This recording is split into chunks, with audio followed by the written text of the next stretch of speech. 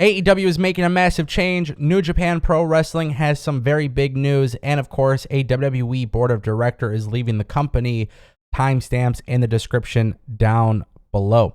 With that being said, let's talk about WWE. The board of director, Connor Schell, hopefully that is being pronounced right, has officially resigned from WWE's board of directors yesterday. Schell was a film and television producer and cited an increased slate of responsibilities resulting from his new expanded role at the newly formed the North Road Company in the filing with the Securities and Exchange Commission. According to the filing, Schell's exit from the board of directors was not due to any dispute or disagreement with the company, its management, or the board on any matter relating to the company's operations, policies, or practices.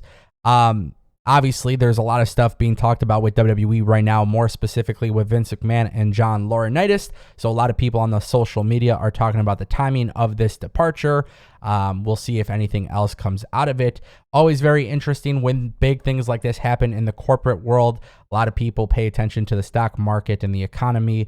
And being that WWE is a publicly traded company, and obviously everything that is happening within the WWE, I get the feeling that a lot of people are going to be paying very closely attention to what happens in the next few weeks or months, however long it may take. So with that being said, let me know what you guys think about that. Now it is time to get to the great news for New Japan Pro Wrestling. We're going to spend a little bit of time on this because they have revealed a new business strategy. They had a presentation today. Very, very exciting news if you are a fan of New Japan Pro Wrestling.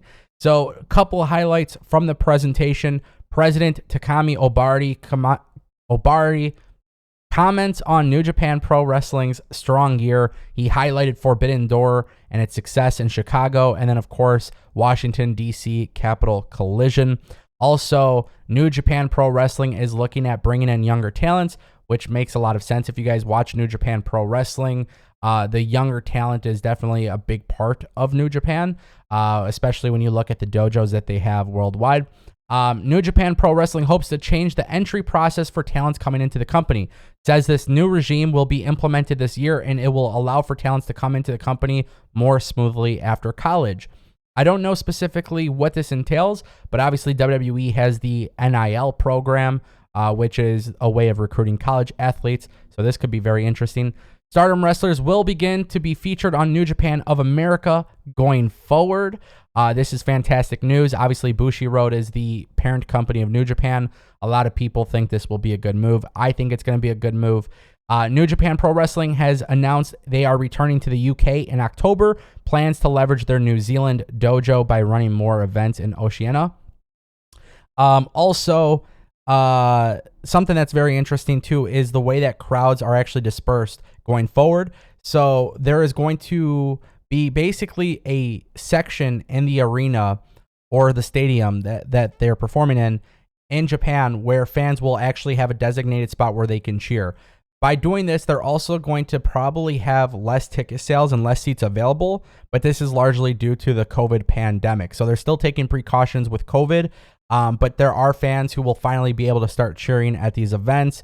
And that's a really, really good idea. They're going to be doing this for the August 16th and 17th show. So finally, we'll start hearing some more crowd noise from New Japan Pro Wrestling shows.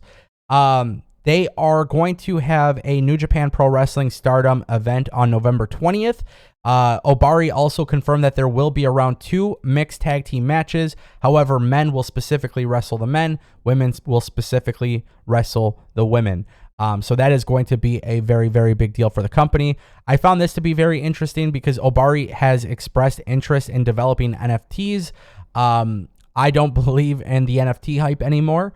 I think wrestling companies and all these big companies that are getting into it, I don't necessarily have any interest in this. It was something I looked at before. I think when it comes to NFTs, and more specifically wrestling companies doing NFTs, I just think it's a bust. I don't think it's going to grow. I think the market is not really, there's no demand for it.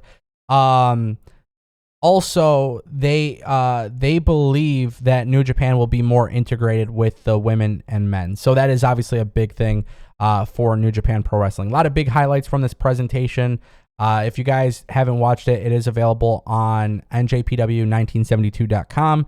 You'll be able to get a full transcript. And then, of course, you can watch live on NJPW World which I believe NJPW World will have the rerun as well. So very good news for New Japan Pro Wrestling. Very exciting news that they're going to go forward with some big changes.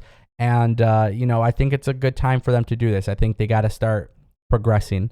Now, with that being said, I want to turn our attention to the AEW All-Atlantic Championship belt because there is a massive change that is going to be happening here. Tony Khan has officially confirmed that the AEW All-Atlantic Championship belt will, in fact, be a traveling championship belt. This is exciting news. Obviously, we know Thunder Rosa was trying to get the women's championship in other countries. We know that she's going to be doing some stuff with TJPW. But I think when it comes to the AEW All-Atlantic Championship belt, this is a good idea for AEW. I think this is also a really good idea for AEW to maintain the forbidden door between other promotions and other talent. So, for example, obviously with AEW focusing on storylines, it's a really good thing. Obviously, AEW is still going to want to maintain some level of dream matches or big-time matchups that are just going to be 5-star bangers. We haven't seen Pac on AEW Dynamite carrying the belt just yet, but I imagine with this belt being utilized in other countries, going to the UK, going to Japan, going to other states, other events, being defended, there's always that possibility that somebody from AEW can drop the belt and another talent could come into Dynamite with this belt, which honestly is a very intriguing thing for me as a wrestling fan, because as much as I love stories and I want things like that, I still want parts of like surprises and elements. I just think when it becomes too redundant and it's happening too much, it ends up flopping. So this could be a really good way for AEW to keep it fresh. Also, it gives AEW a plethora of fresh opponents for Pac within the company and without the company. I also imagine that eventually when Pac does lose the belt, they will continue to be doing this. Right now, the reason for a lot of people believe the reason for this is because of the travel and stuff. Pac obviously being in the UK, and he's defending the belt twice in the UK in the near future. But I look at this as a great opportunity. So whether it's Malachi Black or Miro, I think them going to Defy or GCW or going to New Japan Pro Wrestling or going to AAA or CMLL, and the idea that somebody else can potentially win the belt, join AEW, and then eventually drop the belt.